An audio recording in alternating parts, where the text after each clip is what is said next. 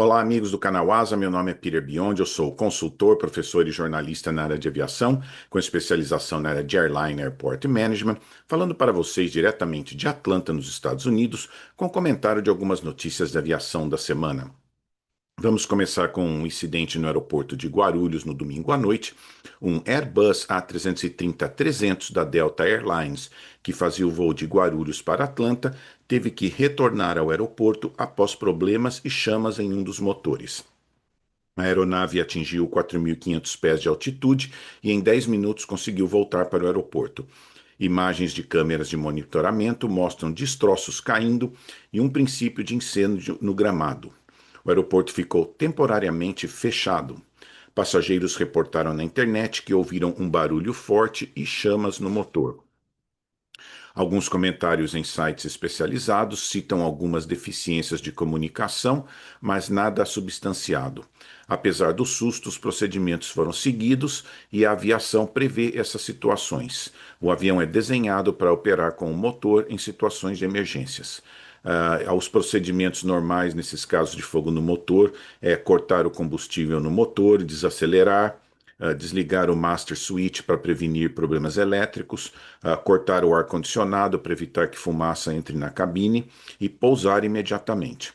Uma coisa interessante é que quando você lê as notícias, muita gente ainda chama de turbina.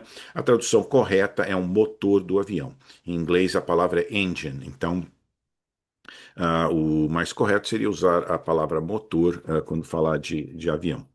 Ah, e eu dava aula de investigação de acidentes e um acidente que era muito importante na minha aula, para todos os estudantes, eles tinham que saber, caía em prova, foi um acidente da British Midland em 1989, onde houve um início de incêndio em um dos motores e por uma confusão cortaram o motor que estava bom e a aeronave acabou caindo. Então esse caso é muito interessante, que começou com um problema em um dos motores. Ah, as causas para fogo no motor mais comum, às vezes, é excesso de combustível na hora de acionar o motor, fogo durante o voo, né? Você tem ruptura de cabos ou vazamento por alta pressão. Às vezes você tem uma falha mecânica quando alguma peça interna quebra. Às vezes tem bird strikes, né? Acidentes com pássaros. E às vezes problemas de manutenção, como instalação de cabos mal feitas ou algum outro tipo de problema. Então, esses tipos de coisas muitas vezes podem causar um problema no motor. Um caso interessante também sobre problemas em motor foi o voo da United 232 em Sioux City. Ele teve uma falha no motor que causou debris que danificou o sistema hidráulico. Então, debris escaparam ali da carenagem do motor e cortaram o sistema hidráulico. Em 2018, uma falha de motor em um voo da Southwest causou partes da pá que quebraram e elas perfuraram a janela e atingiram uma passageira. Isso é uma coisa interessante no desenho de motores, é o Contained Engine Failure, né? Que é um desenho moderno de motores que evita que estilhaços atinjam a aeronave no caso de ter alguma explosão, algum problema sério. E tem um vídeo na internet muito interessante da Rolls-Royce testando isso. Eles pegam um motor novinho ali e eles estouram uma das pás para ver se os debris escapariam à cobertura ali do motor. E muito interessante ali, eles conseguem conter. E isso tem a ver muito com esse acidente que eu falei do voo em Sioux City, porque debris escaparam da carenagem do motor. E então é muito interessante. Vamos ver aí o que vem daí para frente, mas é interessante a rapidez que essas notícias espalham em 10 minutos.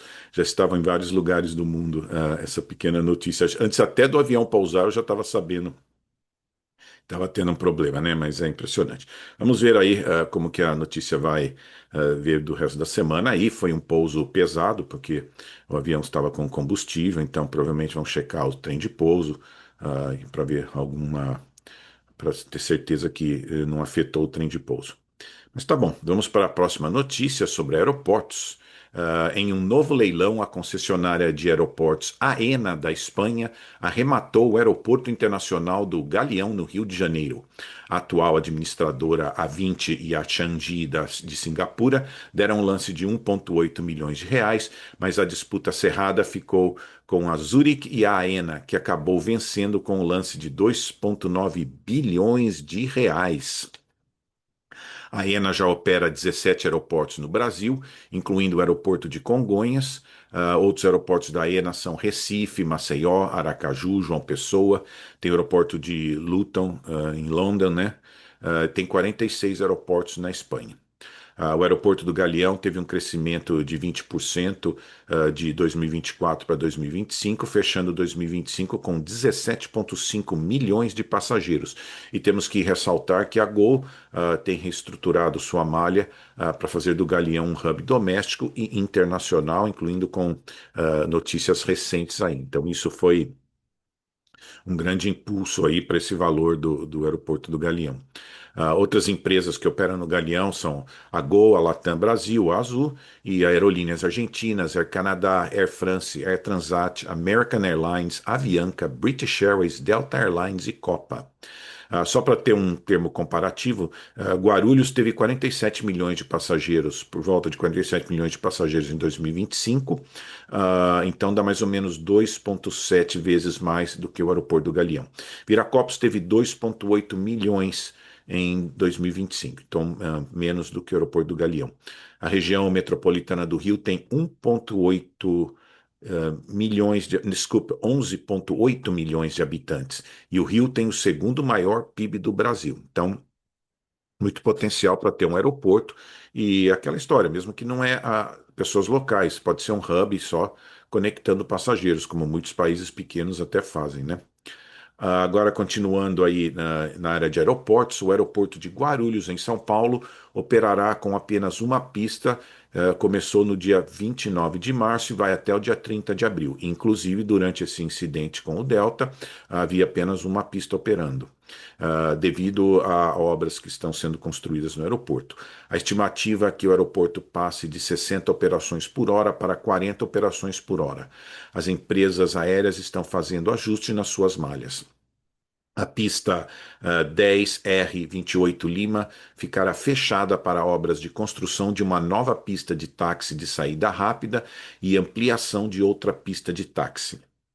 Só para ter uma ideia, essas pistas de táxi rápido geralmente tem aí por volta de 30 graus, permitindo que a aeronave não tenha que reduzir muito a velocidade e não ocupar a pista.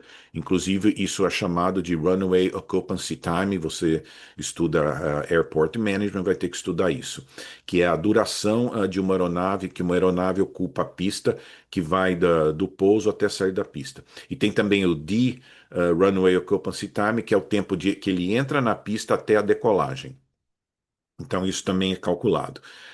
Isso é usado também para manter a separação entre as aeronaves, você sabe a velocidade das aeronaves, e isso também entra nesse cálculo. Existe o que a gente chama também High Intensity Runaway Operations, que são essas pistas que têm muito movimento e elas têm essas taxiways rápidas, que o avião pode sair rapidamente e não fica ocupando o espaço ali. Teve um caso interessante de um ETR lá em Guarulhos. Ele demorou para sair da pista, ele pousou, e eu acho que ele pousou muito rápido, e não tinha nenhuma pista de táxi para sair. Ele ficou ali na pista andando e ficou ocupando o espaço, e vinha outro avião atrás. Isso causou um problema para essa aeronave que estava vindo atrás.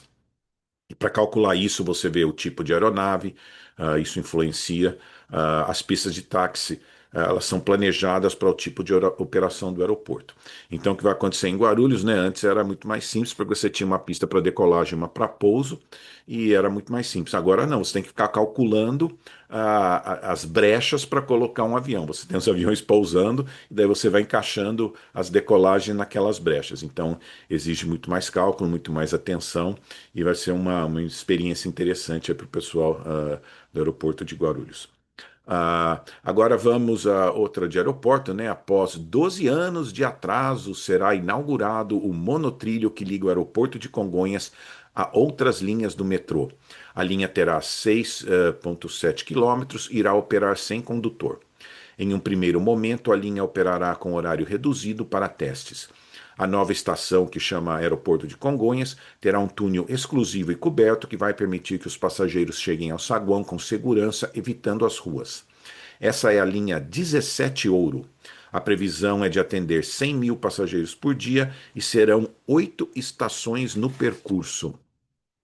E uma coisa interessante lembrar, né, que a gente chama ground transportation, né, é que uma viagem começa em algum lugar, não necessariamente no aeroporto. Alguém vem de uma casa, de um escritório, de algum lugar para ir para o aeroporto. Então é muito importante ter esse planejamento, né, que a cidade e o aeroporto têm que fazer de distribuir os passageiros pela cidade e até regionalmente também, né?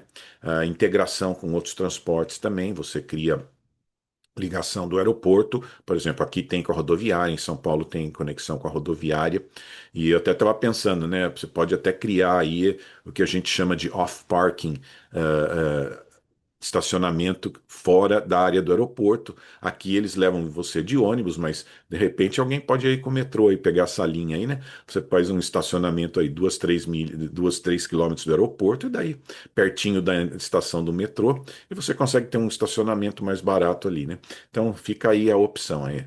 Mas estava precisando há muito tempo, né? O aeroporto ali no centro da cidade e teve aeroportos que demoraram também. O aeroporto de Miami ficou muito tempo sem ter um sistema assim, e há uns anos atrás eles criaram, tem esse monotrilho que vai ali para o aeroporto de Miami, é uma boa opção para esses tipos de aeroportos, né? Aqui não, o metrô vai até o aeroporto, tem uma estação, você fica a 4 minutos da segurança, você desce do metrô em 4 minutos e já está na segurança. Mas muito bom, um avanço aí para o aeroporto de Congonhas. Agora, uma interessante da Índia, e eu peguei essa notícia que é muito interessante, porque eu já estou para escrever um artigo sobre isso já faz um tempo. O governo da Índia vai investir 3 bilhões de dólares na aviação no país, incluindo a construção de 100 novos aeroportos. A ideia é tornar viagens aéreas mais acessíveis à população. O plano começou em 2016 com um planejamento de 7,5 bilhões de dólares. E tem um plano adicional, que é o Viability Gap Fund, que é para conectar lugares remotos. Então, eles já estão planejando esse tipo de aviação também, e aviação regional também. E uma coisa interessante é que a Índia é um dos mercados crescentes em aviação comercial, com 160 milhões de passageiros em 2025. Só para ter uma ideia, o Brasil teve 118 milhões em 2025. A Índia está adicionando 100 aeronaves novas nas suas empresas por ano, com 1.350 aeronaves encomendadas. A Índia quer ter de 350 a 400 aeroportos comerciais até 2047, mais ou menos 20 anos a partir de agora. E tem um outro grupo privado, o Adani, Grupo Adani, que também planeja um investimento adicional de 11 bilhões na aviação da Índia. E o projeto vai impactar fortemente a economia do país. Até a Boeing está investindo pesadamente na Índia. Mas qual a diferença também? O Brasil também quer fazer a mesma coisa. Mas qual a diferença da Índia? O que, que eles estão fazendo diferente, né? Por exemplo, muitos aeroportos não terão taxa de pouso, nem estacionamento ou outras taxas. Muitos aeroportos não terão taxa de navegação, terá subsídio para o combustível, doação de terra para a construção de aeroportos. Então, o que faz a diferença da Índia é que eles querem abaixar o preço da operação no país. Esse é o ponto principal. Eles querem que os aeroportos, que a aviação tenha um custo operacional baixo no país e que isso incentive as pessoas a voar. Então, eu acho que essa é a grande diferença do Brasil para a Índia. A Índia está preocupado em ter custo baixo para quem opera a empresa aérea, para quem opera aeroporto. Então, vamos ver aí como é que fica aí. Mas a Índia está o país do momento aí na área de aviação aí. E só para terminar, então, né, como o canal ASA é aviação, space e air traffic, né, vamos falar um pouquinho do space, né? Esta semana poderemos acompanhar a viagem da missão Artemis 2 da NASA em uma viagem tripulada em volta da Lua. Era para ser há umas semanas atrás, houve um problema de vazamento de gás hélio e agora foi resolvido o problema e deve ser lançado essa semana. Então, nós poderemos acompanhar essa viagem. Essa missão seria o treino para um pouso na Lua na próxima missão, mas a próxima missão foi adiada por uma questão de segurança e deverá demorar um pouco mais para ter um pouso na Lua, né? E também na mesma linha, a New Glenn da Blue Origin também deve ter o lançamento nas próximas semanas. Ela já teve um lançamento de sucesso e nas próximas semanas deverá lançar de novo a New Glenn, entrando nessa disputa espacial. O projeto da New Glenn também poderá fazer missões para a Lua. Então estamos aí, né? As três empresas aí, a SpaceX, a Blue Origin e a NASA, né, todos aí competindo por esse mercado muito lucrativo. O Brasil ainda caminhando devagar, né? Recentemente tentaram lançar uma nave coreana, mas o lançamento não deu certo aí. Mas continua, não pode desanimar não. Mas tá bom, essas são as notícias da semana. Pedimos que você assine o canal, recomende para os amigos, deixe os seus comentários que são muito importantes. Tem sempre muita informação adicional que ajuda as pessoas. Eu tento responder o quanto dá. Muito obrigado a todos.